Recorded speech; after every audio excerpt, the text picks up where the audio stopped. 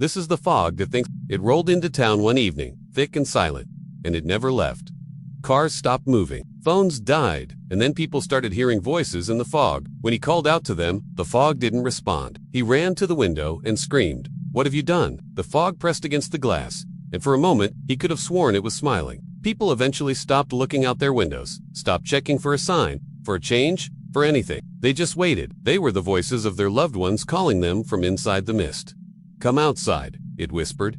It sounded so real. So many people stepped out into the fog, but none of them ever came back. One man stayed behind, though. He watched the fog swallow his wife and children whole. He watched them disappear into the swirling gray. He wrote a note and put it on the window. "I know what scares you," it said, "so come get me." And then the fog did something strange. It parted just enough to let in a gust of wind. The last thing he saw was the swirling gray.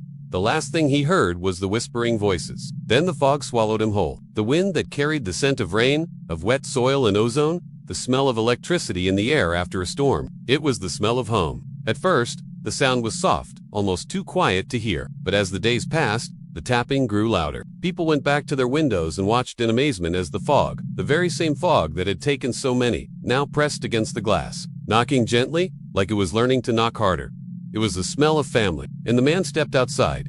Days turned into weeks, weeks into months. The fog never lifted, but one day, a new sound reached their ears. It was the sound of tiny pebbles hitting glass. A gentle tap, tap,